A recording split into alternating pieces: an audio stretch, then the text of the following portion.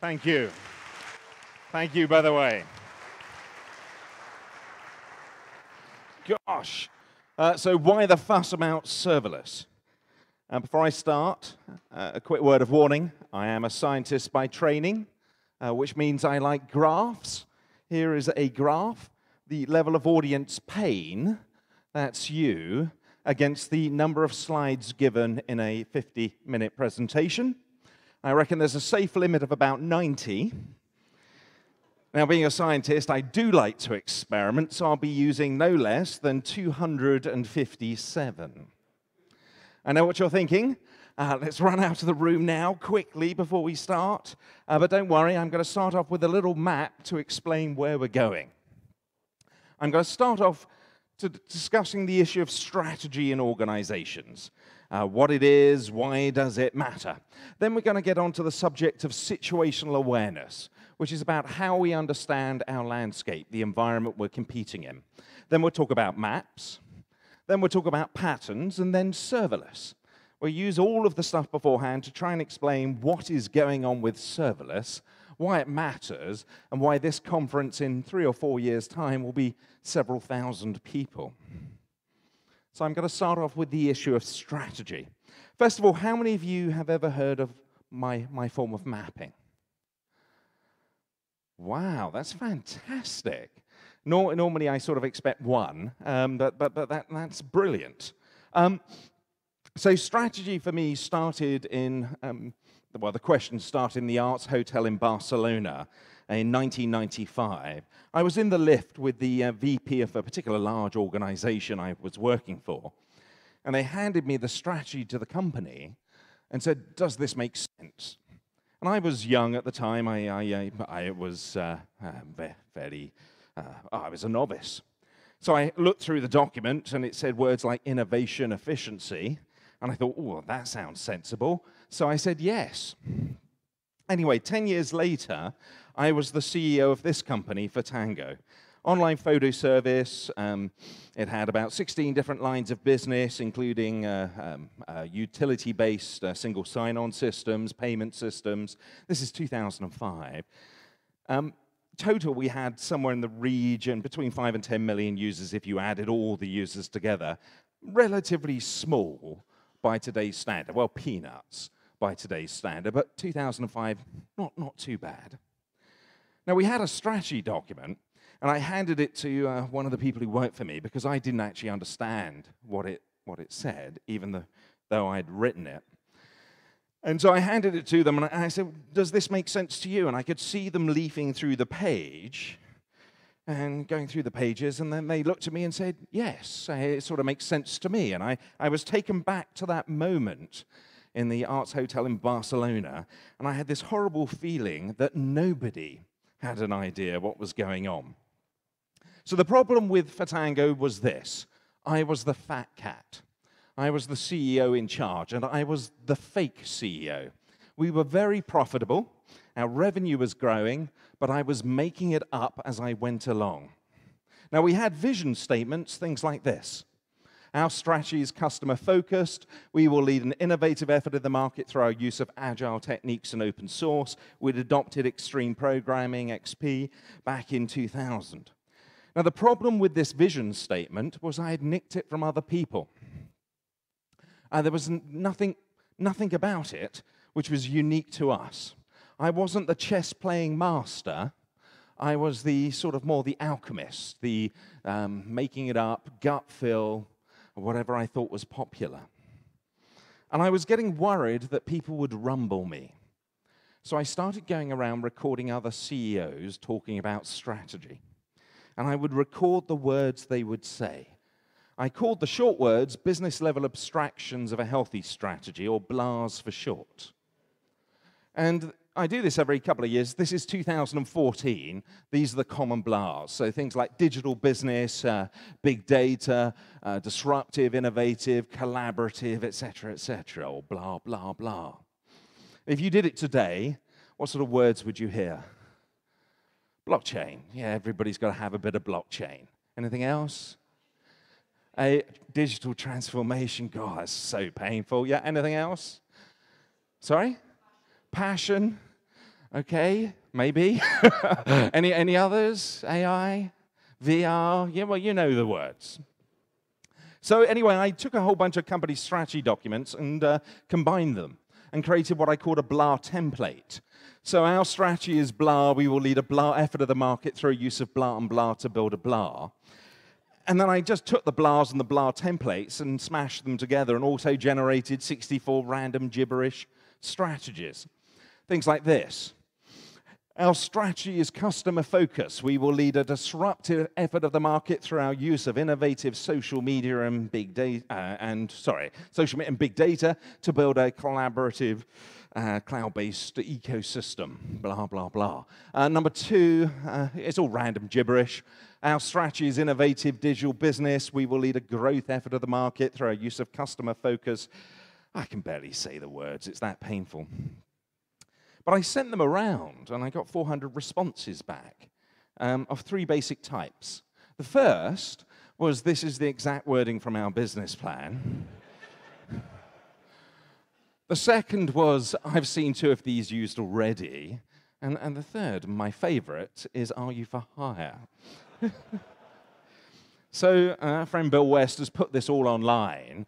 This is strategy as a service, by the way. So if you ever need a strategy, you just type in the URL, and that's it, it's done. It automatically generates you one based on nothing whatsoever. So our strategy is collaborative. We will lead an open effort. If you don't like it, it's really simple. You just press refresh until you get, it saves you a lot of money. So anyway, back in 2005, I was starting to suspect I wasn't the only person faking it. So I went back and I started reading Sun Tzu. Anybody know what Sun Tzu wrote? The Art of War, right. Sun Tzu talked about 5 factors that mattered in competition. The first is understand your purpose, your moral imperative. The second is understand the landscape, the environment in which you're competing in. The third is to understand the climatic patterns, so how the landscape is actually changing. Fourth, you understand doctrine, which is the universal principles by which you organize. And lastly, you get onto the leadership bit, which is all about deciding where you're going to attack and how you're going to do so. And then I came across John Boyd. Anybody know what John Boyd wrote? OODA loops, fantastic. US Air Force pilot. You have the game, which is your purpose. The next step is you observe the environment, so that's landscape and climatic patterns. Then you need to orientate yourself around it. That's the purpose of principles and doctrine. Then you need to decide where you're going to attack, and then you act. Whoops, sorry, I just jumped ahead there. So I was quite excited by that. I would show it to other people, and they would say, well, strategy, it's all about the importance of why. But the reality is there's 2 whys. There's the why of purpose, as in, I want to be the best tea shop in Ashford, which is where I live. And the why of movement is, why do I make this choice over that choice? And they're very different things. So think about a game of chess. The why of purpose might be to win the game. The why of movement is, should I move this piece or should I move that piece? And it's through movement that we actually learn. So if I move the pawn, it's a positional advantage. If I move the queen, it's checkmate. It's a move known as fool's mate. So I went back to my company, our 16 different lines of business, and I thought, right, what's our purpose? Well, it was a bit of a mess. It was all over the place, but that's okay. We'll say we want to be the best online photo service. As we go through this process, we might change our purpose. That's perfectly normal. Nokia. Anybody know what Nokia started off as? No, it's paper mill. Paper mill, then it became a plastics manufacturer. I think about that point it was making also boots as well, and then it became a telecommunications company. But still, nonetheless, really good. It certainly didn't start off as a mobile phone company. It's not actually a mobile phone company probably today. But anyway, so you start off with your purpose. The next thing you need to do is observe the landscape. And that brings you to the subject of situational awareness. Now, anybody with a military background here? Hands up. Just one. Okay. For the rest of the audience, is situational awareness quite important? Yes. Good, right. So the rest of the audience, I better explain situational awareness. I'll use 3 stories, Vikings, chess, and Themistocles to do this. So Vikings, very frightening people. Here they are. This is how they used to navigate. They used to use stories. From Herman, head due west towards Half, and you will have sailed north of Hatland. They used to have these epic stories. And you'd pass these epic stories on, generation through generation, and that's how you navigated. Now that simply means that. So quick question for all of you. What would you use to navigate, a verbal story or a visual map? Visual map? Okay, what do we use in business? Verbal story. All right, so the second example is Chess World. I want you to imagine you live in a world where everybody plays chess, but no one's ever seen a board. You play the game very simply by pressing a button. It's like pawn. Your opponent sees what you've pressed, they counter, you counter, they counter, and the game goes on for ages and ages until somebody wins, or more likely it's a draw. Now what will happen is over time we'll take these sequences of many games, put them into our big data systems, and come up with magic secrets of success. You know, the 7 habits of successful people, or whatever it happens to be. So if you press queen, I should respond with pawn, pawn, rook, or something along those lines. And we'll write stories on this. My favorite example from business is this one. This is Harvard Business Review, November 2011, How Earlobes Can Signify Leadership Potential. It's not an April Fool, it's a serious article. It's all about phrenology of management. I always recommend you take a ruler into the boardroom and try and measure the CEO's ear just to tell him or her, you know, whether you think they're going to be successful. So I now want you to imagine you are playing this game of chess. You've been doing this for 10 years. You've read all the books, The Secrets of Success, and you play against an utter novice, and they see something magical which you don't see. They see the board. Now, very simply, you move a piece, they will counter. You move a piece, they will counter. You move a piece, they will counter, and you will have lost. And the first reaction will be, what the fiddlesticks happened there? You're going to write down that sequence like it's a magic secret of success. You're going to use it against them. What's going to happen? You're going to lose. Then you're going to start saying, maybe it's the speed at which they press the button. So you'll start recording that. How's that going to help you? You're going to lose. Then you're going to say it's cultural. Maybe they're a happy sort of person. How's that going to help you? You're going to lose. You're going to lose because you exist in a low-level situational awareness environment. So what would you use to learn? Secrets of success or context-specific play, as described by a board? What would you use? Context-specific play, right. What do we use in business? Secrets of success. Okay, so the last one is Thermopylae. Themistocles, ancient politician, Greek general, had a problem. The Persians were invading, 170,000 Persians. There were about 4,000 Greeks to defend the city-states. What he decided to do was block off the Straits of Artemisium, force the Persians along the coastal road into Thermopylae. That's a narrow pass. A small number of troops defend against a larger force. Now, there were about 4,000 Greeks, including 300 Spartans. Right, you know the story. So I want you to imagine you're a member of the Athenian army. It's the eve of battle. Themistocles is giving you purpose and moral imperative. And we want to defend against the invading Persian hordes. But he says to you, I don't understand the landscape. I don't understand the environment. I have no map, but have no fear, for I have created a SWOT diagram. Strengths, a well-trained Spartan army, a high level of motivation not to become a Persian slave. Weaknesses, the ephors might stop the Spartans turning up, a truckload of Persians are turning up. Opportunities, get rid of the Persians, get rid of the Spartans. We're Athenian, we actually hate the Spartans. And the threats, the Persians get rid of us, and the oracle says a dodgy film might be produced a few thousand years later. Now, sorry about this. Right. What would you use to communicate and determine strategy in battle? Would you use position and movement as described by a map, or would you use a magic framework like a SWOT diagram? Yeah? Right. So what do we use in business? Right.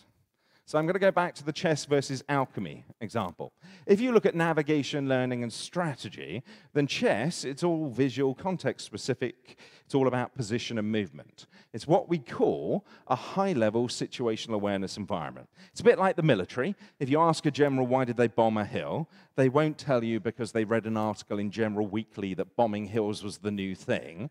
They won't tell you they got a consultant report saying 67% of other generals are bombing hills, therefore we should invest in bombing hills. And they won't tell you because they thought it was a good story. It's all about position and movement. Now, alchemy is all about storytelling, secrets of success, and magic frameworks. And that's where I was as this, in this low-level situational awareness environment as this fake CEO. So that brings me to maps. The difference between these two environments is the existence or non-existence of a map, basically. Something like this, a geographical map in military terms. Now, what makes a map a map? Well, they have certain characteristics which are common and important. First of all, they're visual.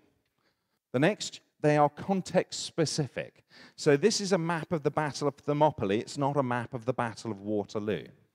You have position of pieces relative to some form of anchor. The anchor in this case is a compass. You have movement and consistency of movement, and you have components. Now, I used to think, but we have maps. So I went to look. We had things like this, systems maps. Have you ever seen one of these before? Great. So here we are, customer, photo storage, website. I'm going to take CRM, and I'm going to move that box from there to there. How has the map changed? Not at all. If I go and take a geographical map and shift Australia and put it next to Germany, does that change the map at all? Right. The problem with this map is it's not a map. See, maps, the space actually have meaning. So other things which we call maps, which aren't maps. Ever heard of business process maps? They're not maps. If you just shift one of those boxes, it doesn't change the meaning. Ever seen one of these, a digital map? Yes? I want to go from mobile analytics to, I don't know, A/B testing. I have to go through marketing analytics, social analytics, web content management, web analytics, tag management. It's just gibberish. It's also not a map. Ever heard of one of these before? Do you want to have a guess? Yeah, they're not maps either. Apparently, we keep on using that word, but I'm afraid I do not think it means what we think it means.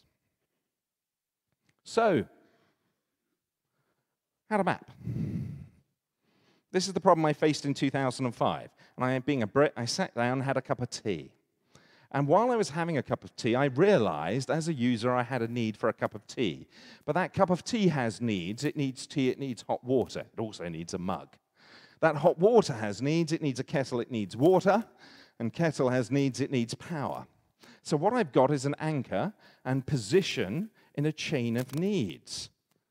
Like that. So I went back to my online photo service. I took one of my systems diagrams.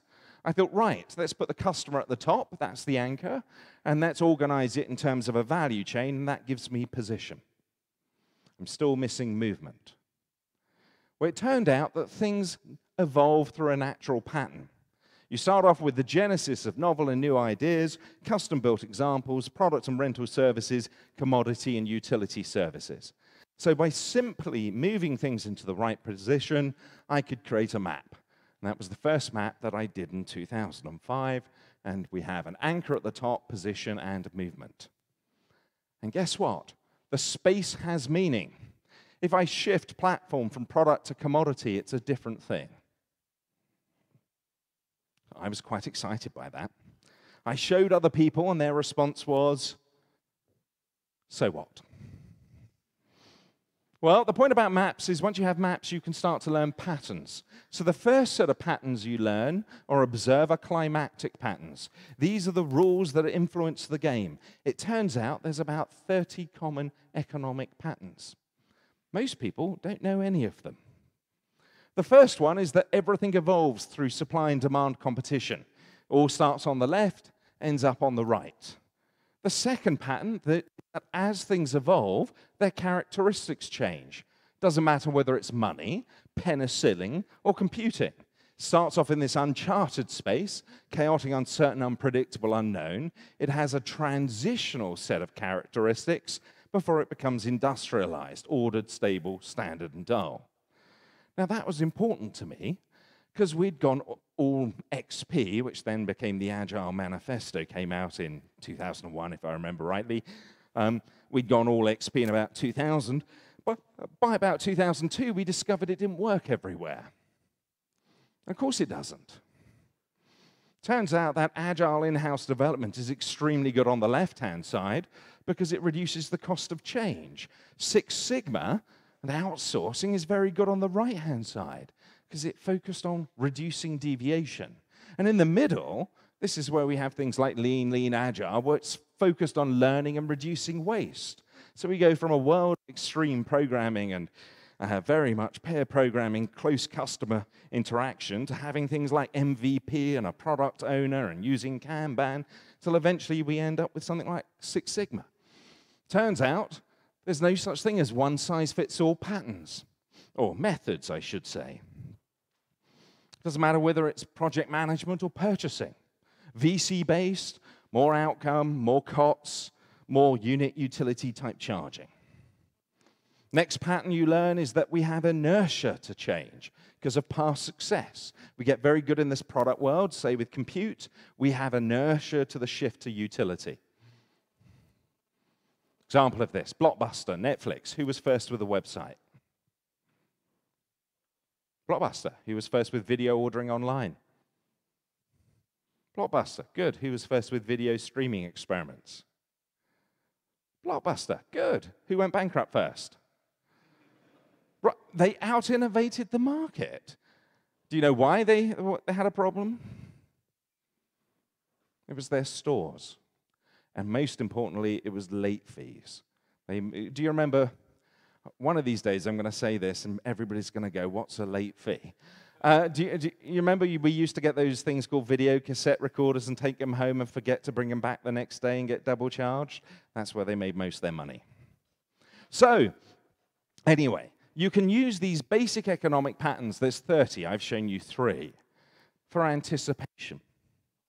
So I have a map, and this was our map in 2005. We knew that compute and product was going to a utility. We knew that we would have inertia to this change. We knew that this would create higher order systems, which were new sources of worth.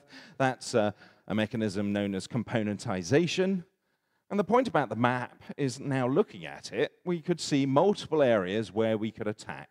We could build the first compute as a service, platform as a service, wait until somebody else did this, build on top of them, or differentiate with our online photo service. So once you get beyond anticipation, you now start to get into how you orientate yourself around something. And this is into doctrine and principles. Now there's 40 of those. Now these are the commonly universal, useful principles, and I'll show you a couple. This is the Emergency Services Mobile Communication Platform. This is our communication mechanism for police, radio, police, ambulances, fire services through radio. The first time I met them, I asked, what's the user need? And people said, it's in the specification document. But no one actually knew what the user need was. So the first thing they did was map it, or a group of them did. And one of the beauties about mapping is the anchor is the customer. So it forces you to think about the user need. That's at the top.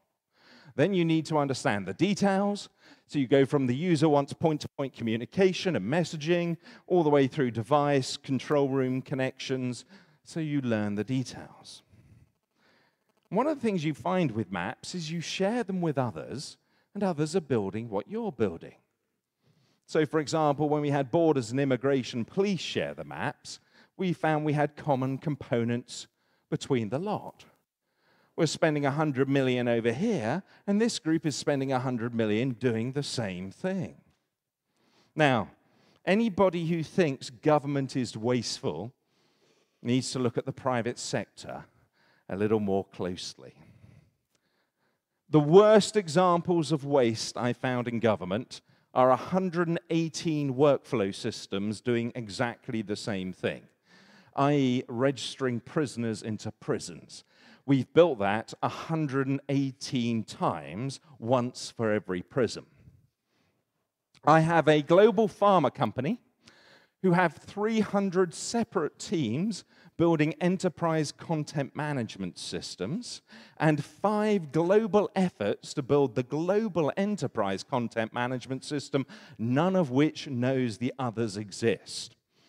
I have a bank who is up to 1,000 risk management systems. So they've rebuilt the wheel 1,000 times. They're constantly complaining they can't innovate. They are brilliant at innovation. It's unfortunately, they keep on making the wheel a slightly different shade of blue.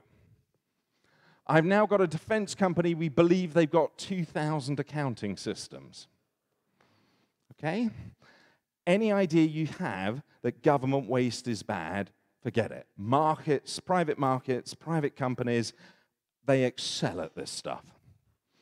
So you start off with a map, you remove the duplication, then you start to think small, you break things down into small contracts. You realize there's no such thing as one-size-fits-all methods, so you apply multiple, use agile techniques on the left, with build off-the-shelf products and lean in the middle, build with commodity services on the right.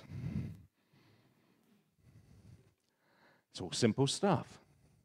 Unfortunately, we try and organize ourselves with systems diagrams, entity relationship diagrams, things like this, and we go, let's outsource all of that, which turns out to be that stuff in the middle. And the outsourcing works on the right, doesn't work on the left. And that's why we always incur excessive change control costs. And just to demonstrate you this effect, what is a world perception server? Anybody know? No? It's part of a self-driving car. Okay, I'm going to pretend you're from finance, which basically means pretty much all IT is Elvish to you. So I'm going to give you a systems diagram, which I've translated into Elvish. And now I'm going to ask some questions. Should we outsource or build our own? What do you think? A, should we outsource or build our own? These are decisions we make in business on a daily basis. What do you think? You have no idea, do you? Nor does anyone else. Turn it into a map. I'll ask you that question again. Should we outsource or build our own? A. Outsource. What about B? Yeah, it's really simple, okay? And if you turn it back into English, GPS World Perception Server. Thankfully, we didn't try and build our own GPS.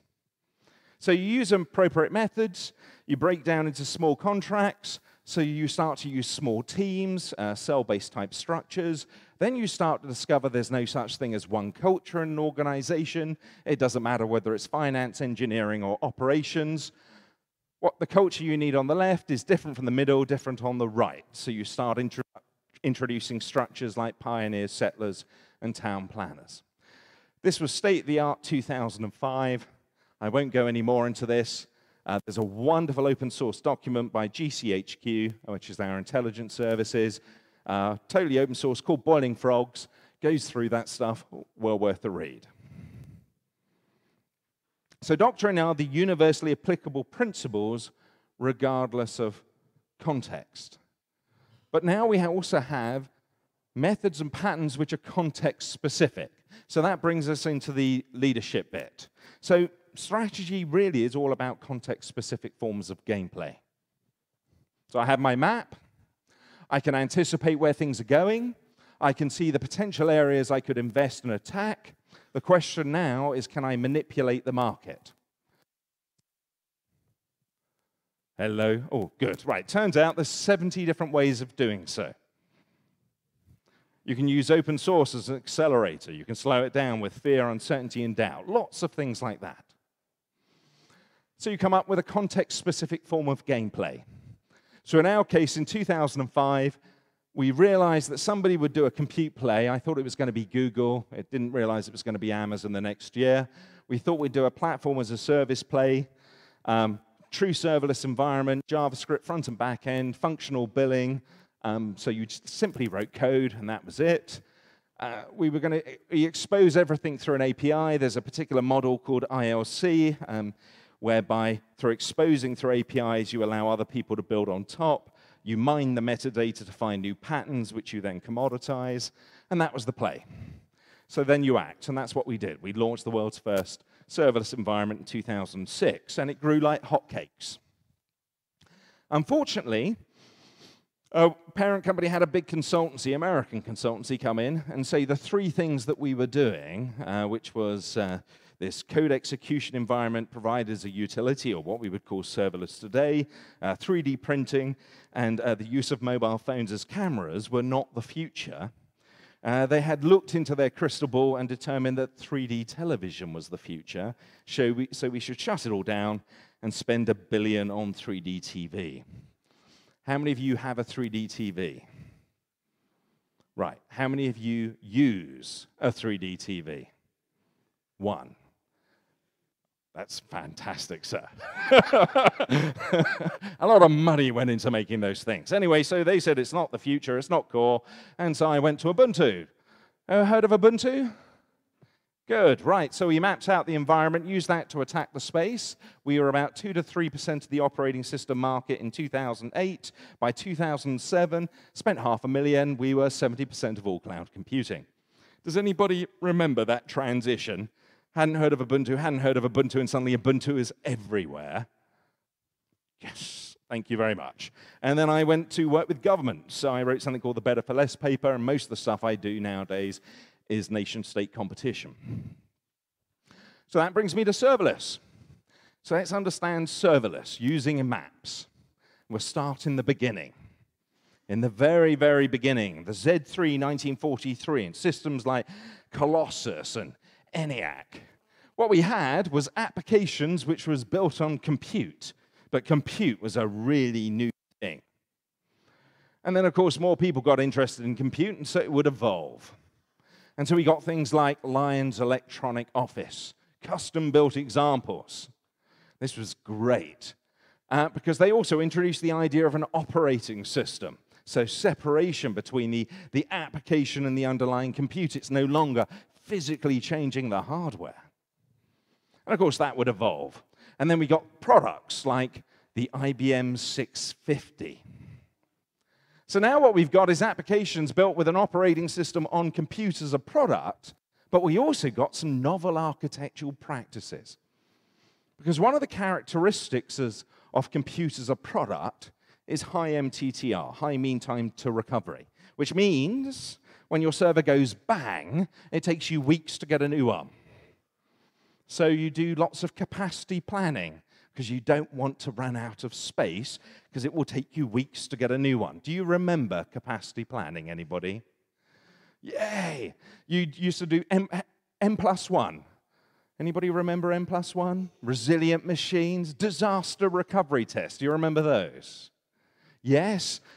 Anyway, so these were these new novel practices, and they evolved, started to spread, become more good practice, and then we got sort of like language frameworks, and they're sort of, this is the world, applications, emerging coding practice with a framework, operating systems, good architectural practice, disaster recovery test, and they evolved, and it's like this, and we're all happy. And then cloud comes along. By the way, there were no clouds in cloud. So cloud simply is a shift of product to utility. That's it. And as a result, it's a change of characteristic. We go from a high to a low MTTR environment, which means we get co-evolution of practice. So we got new practices appear, because now the server goes bang, it's virtual, it takes you seconds to create a new one. So we scale out, not scale up. We don't worry about capacity planning so much. We introduce design for failure. We introduce chaos engines, or chaos monkey, as Netflix calls them. You don't have to wait weeks for a new server, so we get continuous deployment and continuous integration. A whole new set of practices emerged. And of course, business. Someone writes an article about how cloud, rather than earlobes, can signify leadership potential, and everybody goes, make my legacy stuff cloudy. So they put their legacy on Amazon. Amazon had an outage, and they ran around screaming, the end of cloud is nigh, because their legacy didn't work. And somebody would go, shouldn't our architecture evolve as well? And people would go, burn him, heretic. Do you remember that? Good. Well, that's normal because they had inertia. Because they had good practices for a product world, high MTTR. They had inertia to this change and the cost associated.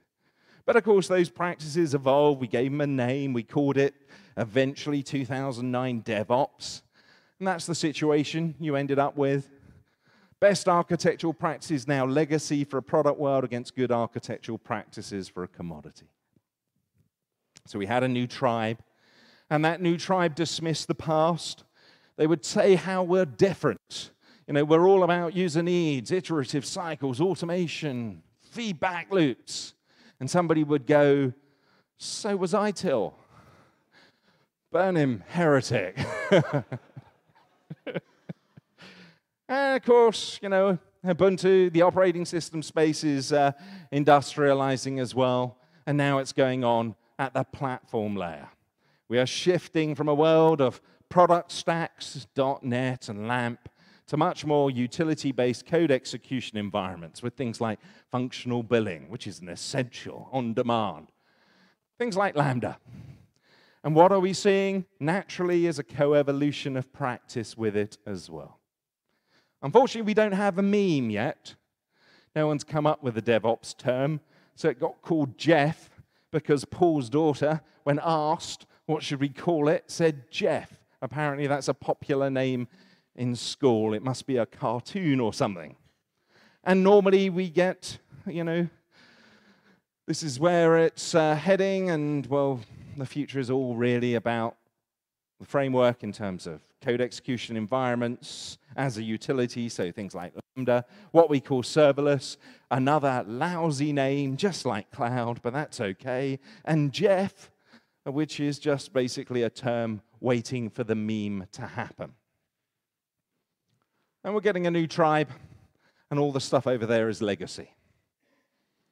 That includes all the coding practice, all the old architectural practice, and that also includes, I'm afraid, DevOps. Of course, if you run around going DevOps is the new legacy, they will go burn him, heretic. That is perfectly normal. So let's loop back all the way from serverless all the way up to strategy. That's where you should be focused. The new practices that are emerging in this very room. That stuff is the legacy. There is a new tribe forming. But what about these new practices? What are they likely to be? Well, in the past, co-evolution was a shift from high to low MTTR. So what is the shift going on at the top? It's all to do with the obscurity of cost, as far as I can see.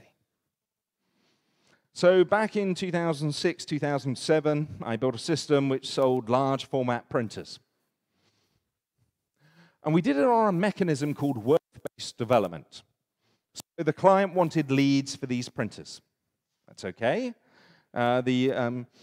These people wanted to test out, we hoped, a printer, and that would make them into a lead. They needed, obviously, to find out about a printer, so we needed a microsite for this. These needed a platform, very much in the product world at that time. And then we needed distribution and production channels. Now, one of the things about maps is you have flows of capital in a map. It can be money, it can be physical capital, it can be social, it can be risk. And the point about this is you can apply metrics to things. Very exciting for someone like me. But there is a problem. In the product world, a lot of our investment depended upon stepwise non-variable components. i.e. we had to guess how many users we were going to have, because beyond a certain level, we had to change the architecture. We had to invest more. And if you're doing a worth-based mechanism where I'm taking the risk and charging you a percentage of the value it creates, that's quite dangerous. Fortunately, even back then, because of our own framework, platform was more of a utility. So suddenly we can operationalize all the top part of the business model. And that leads to entirely different new forms of business model, where you're going to get a combination of finance and development coming together.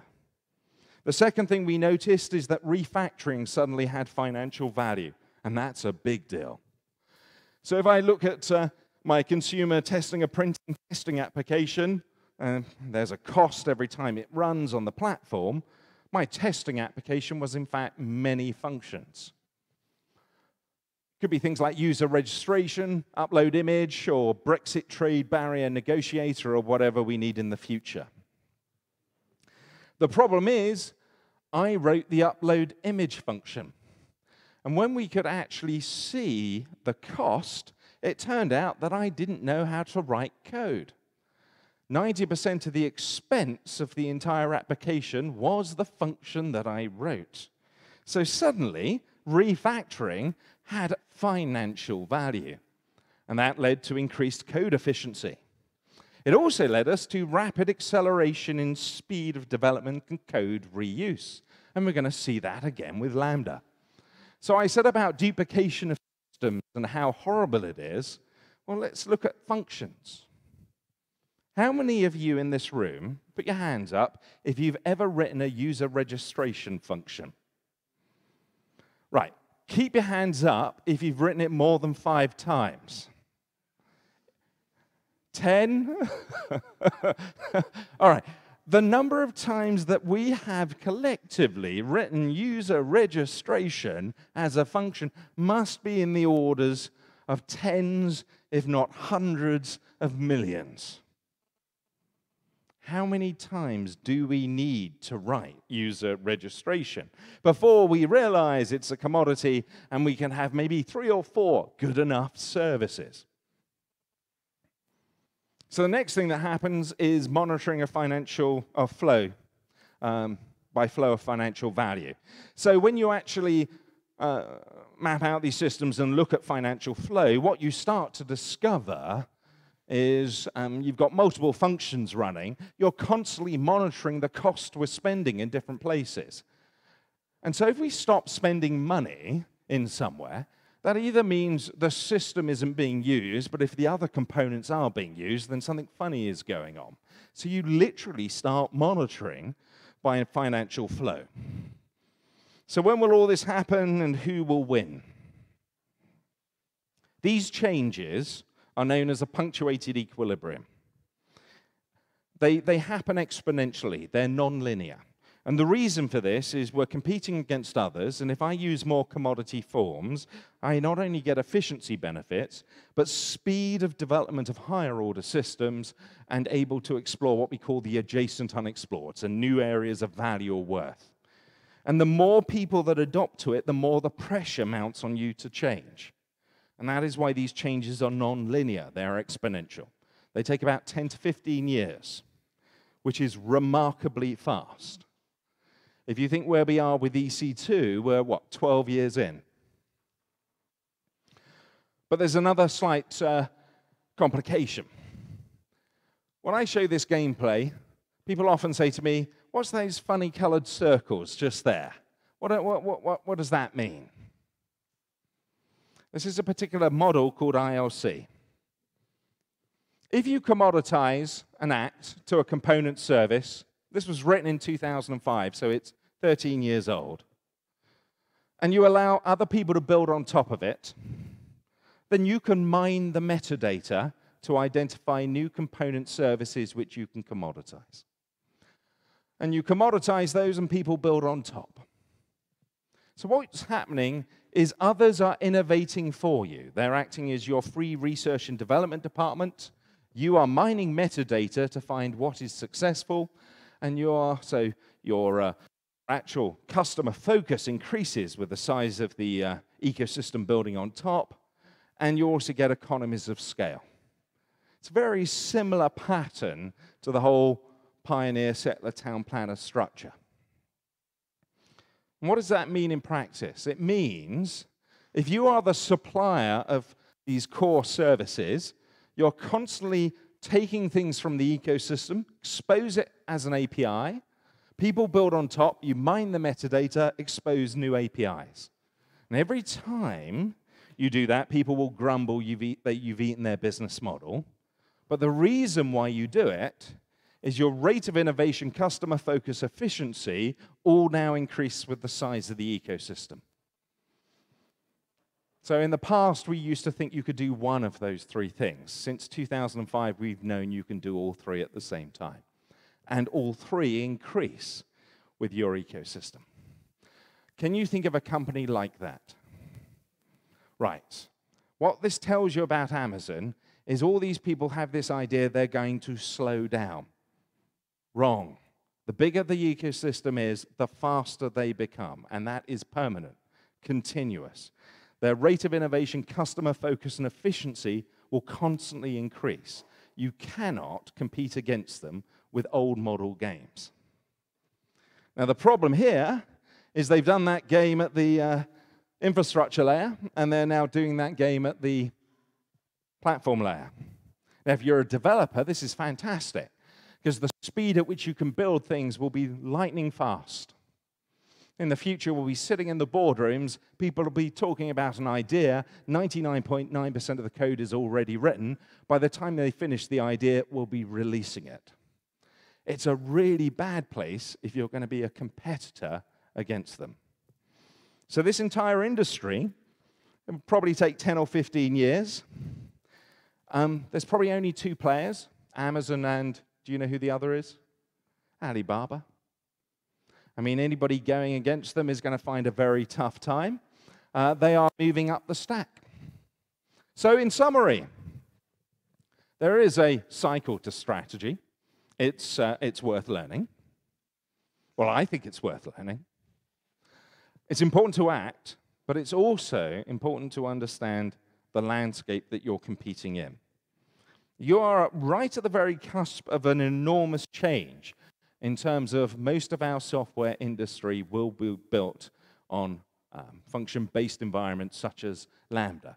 Those new practices which develop that new space and combine finance development will happen in events like this.